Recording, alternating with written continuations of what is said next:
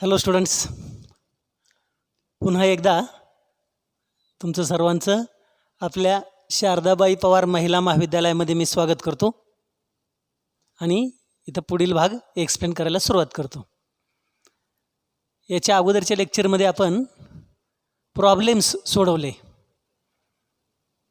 In the last lecture, that is lecture number 4, we have seen the problems. Over there we have seen conversion of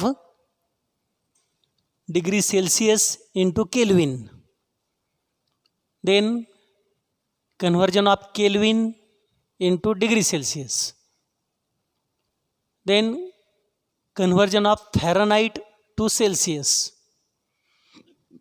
and the conversion of Celsius into Fahrenheit. So those conversions we have studied.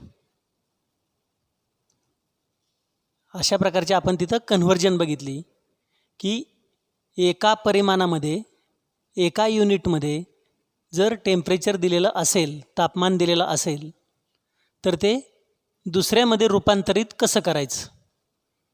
सेल्सिअसचं kelvin किंवा केल्व्हिनचं Celsius कसं करायचं. 273.15 addition किंवा subtraction ते आपण बघितलं. त्याच्यानंतर सेल्सिअसचं Fahrenheit किंवा फॅरनहाईटचं Celsius कसं करायचं त्याचा आपण फॉर्म्युला बघितला. काय होता तो? Degree Fahrenheit is equal to 9 divided by 5 into degree Celsius plus 32.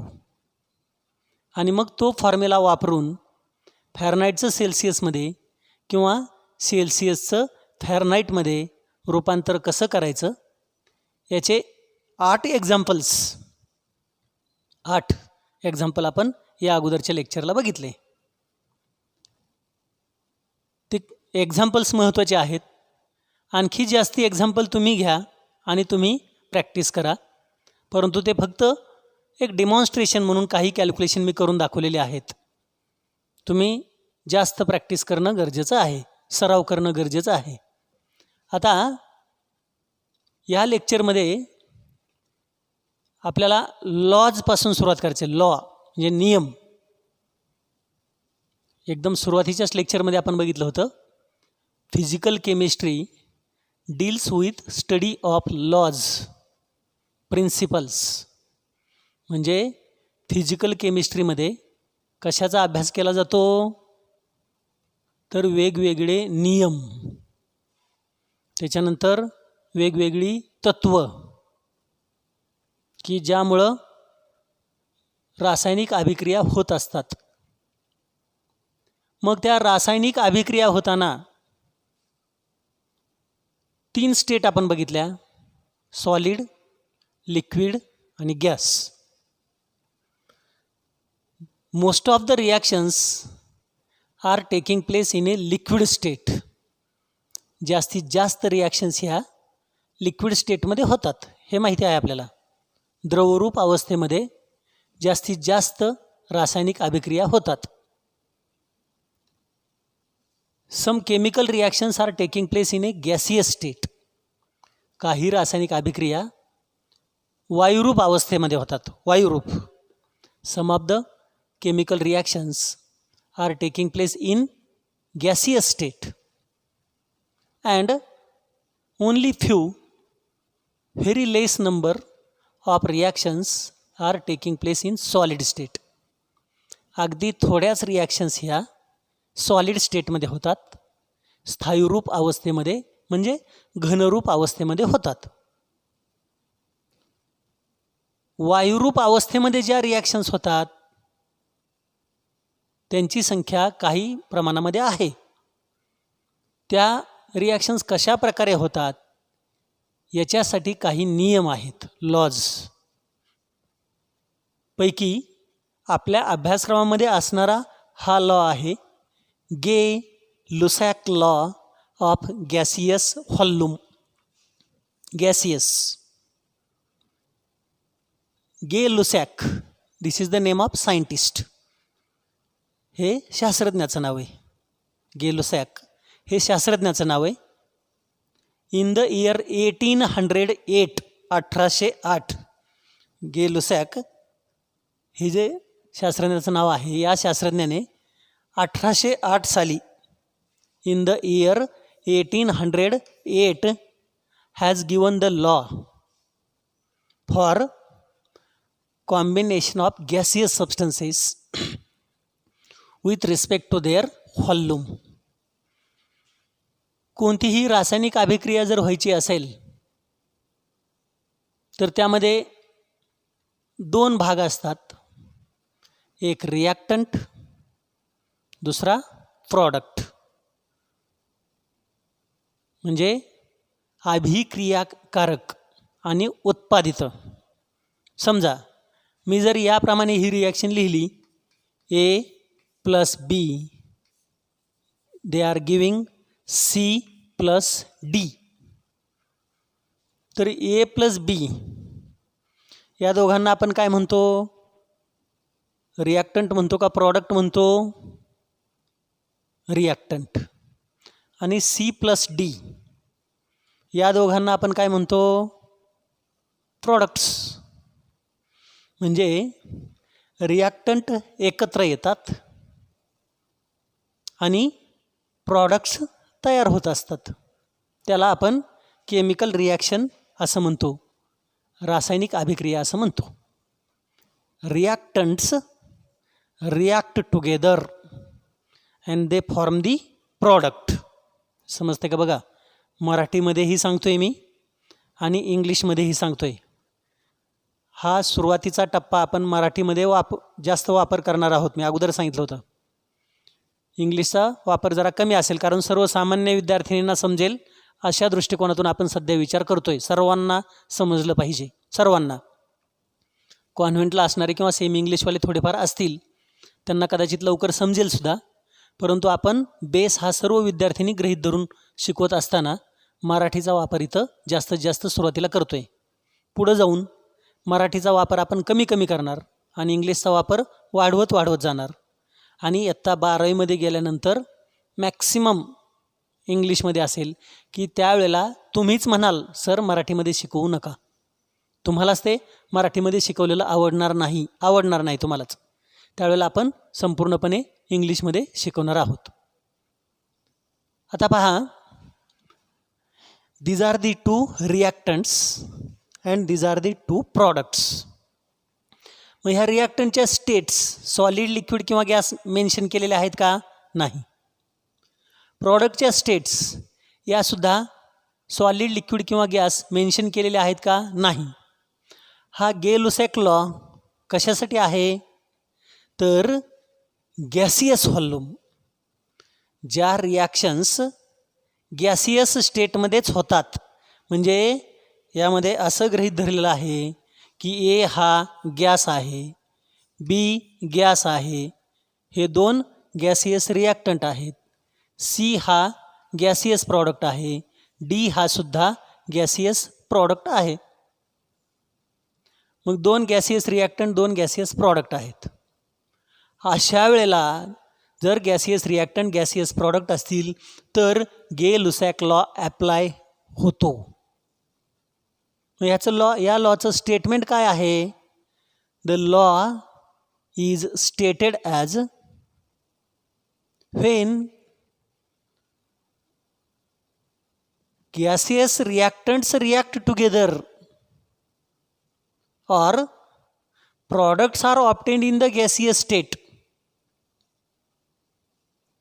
they do so in simple proportion of their volume provided that their temperature and pressure remain constant. काय सांगितलं मी? whenever gases combine or produced, म्हणजे हे जे gases आहेत हे combine होतात आणि हे दोन गॅसेस आहेत हे काय होतात? प्रोड्यूस होतात. हे कंबाईन होतात आणि हे प्रोड्यूस होतात. हा लॉ काय सांगतो? Whenever gases either combine or produced in a chemical reaction, their combination or their production take place in the simple whole number of their volume, simple ratio of their volume, provided that their volumes are measured under identical condition of temperature and pressure. म्हणजे हे रिॲक्टंट्स react होतात, products तयार होतात, तर त्यांचा ratio react होण्याचा, तयार होण्याचा रेशो, गुणोत्तर काय असतं, ते कशावरती अवलंबून असतं, तर ते एक सिंपल रेशो आहे. Simple ratio of their volume. Volume म्हणजे आकारमान. त्यांच्या आकारमानाच्या सिंपल रेशोवरती ते रिॲक्ट होतात किंवा तयार होतात. फक्त त्यांचे आकारमानं मोजताना टेम्परेचर आणि प्रेशर हे कसं असायला पाहिजे, constant. When ever gases either combine or produced in a chemical reaction, they do so in simple proportion by their volume, provided that they are measured under constant temperature and pressure. मग आता हे कसं ते समजावून सांगतो. समजा हे किती घेतलेलं आहे आपण, 1 आहे. हे सुद्धा किती आहे, इथं 1 आहे. हे 1 आणि हे सुद्धा 1. याचा अर्थ हे जर आपण 100 मिलीलिटर घेतलं तर त्याला एकास 1 म्हणजे बी सुद्धा किती पाहिजे, 100च पाहिजे. सी किती तयार होईल, 100च तयार होईल. आणि डी सुद्धा किती तयार होईल, 100 mlच तयार होईल. म्हणजे त्यांचा रेशो काय आहे, 100:100:100:100 म्हणजे एकास 1 1:1:1:1. प्रत्येकाची क्वांटिटी कशी आहे, व्हॉल्यूम कसं आहे, सेम आहे. म्हणून त्यांचा रेशो काय आहे, सेम. 1:1:1. आता एक रिॲक्शन लिहून दाखवतो दुसरी. समजा 1A गिविंग 3B. म्हणजे आपण जर 100 मिलीलिटर ए घेतला तर बी किती तयार होणार आहे, 300 मिलीलिटर बी तयार होईल. 300 मिलीलिटर म्हणजे ह्यांचा रेशो काय आला, 1:3. So that is the Gay Lussac's law. आता एक एक्झाम्पल घेऊन समजावून सांगतो. हे एक्झाम्पल घेतल्याच्या नंतर सहजासहजी तुमच्या लक्षामध्ये येईल. Suppose this is the reaction, hydrogen gas plus oxygen gas. किती लागतं हे ऑक्सिजन, हाफ O2 गॅस. काय तयार होत असतं, H2O. स्टीम म्हणतोय मी, स्टीम. पाण्याची वाफतीसुद्धा गॅसियस स्टेटमध्ये आहे. मग बघा हे जर 100 घेतलं, 100 मिलीलिटर, तर हे किती लागतंय, हाफ म्हणजे किती लागतं त्याला, 50 मिलीलिटर. हे 100 मिलीलिटर असताना हे 50 मिलीलिटर. हे किती तयार झाले, 1 हाफ आणि 1 म्हणजे हे सुद्धा किती तयार होणार आहे, 100 मिलीलिटरच तयार होणार आहे. बघा बरं का, 100 अधिक 50 तर हे 150 नाही होत, कॉम्बिनेशन झालेलं आहे. 100 अधिक 50 हे 150 होतं का, नाही.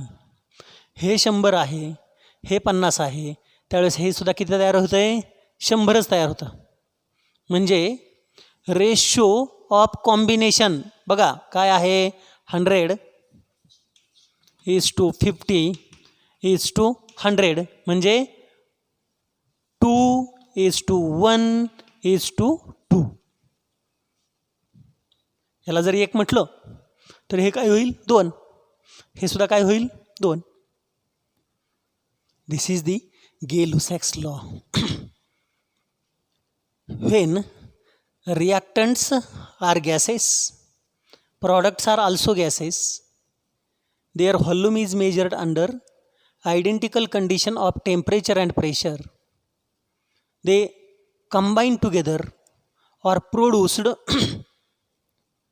in simple ratio of volume. So ratio of volume over here is 2:1:2.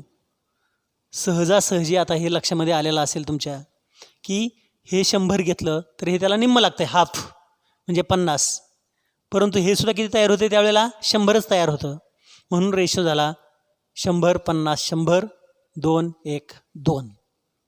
One more example. आणखी एक एक्झाम्पल घेऊन इथं मी समजावून सांगतो. Suppose we have the example of nitrogen gas react with hydrogen gas. It is giving 2NH3 gas. Nitrogen किती आहे? 1. N2. N2 एकच आहे बरं का. H2 किती आहे ते? 3. NH3 किती आहे? 2. मग जर हे आपण 100 घेतलेलं असेल, 100 मिलीलिटर, तर हायड्रोजन किती लागतो आहे त्याच्या 3 पट. म्हणजे किती लागणार आहे? 300 मिलीलिटर. 300 अधिक 100 400 मिलीलिटर होतं. परंतु हा 400 नाही तयार होणार. किती लिहिलं इथं मी? 2 लिहिले. म्हणजे हे किती होणार आहे त्यावेळेला? 200 मिलीलिटर तयार होईल. हे 100 घेतलं, हे 300 घेतलं तर 400 होते रिॲक्टंट. परंतु प्रॉडक्ट 400 तयार नाही होत. किती होतो? फक्त 200च तयार होतो. कारण या रिॲक्शननुसार they are doing so in simple ratio of their volume. Simple ratio of volume which is depending on the number of moles. मग हे 100, हे किती आहे मधलं? 300 हायड्रोजन. अमोनिया किती आहे? 200. म्हणजे रेशो काय झाला? 1. हे 3, हे 2. 1:3:2. 1:3:2 is the ratio of combining volumes. So gaseous volumes combine together in that manner, provided that their volumes are measured under identical conditions of temperature and pressure. That is the Gay-Lussac law.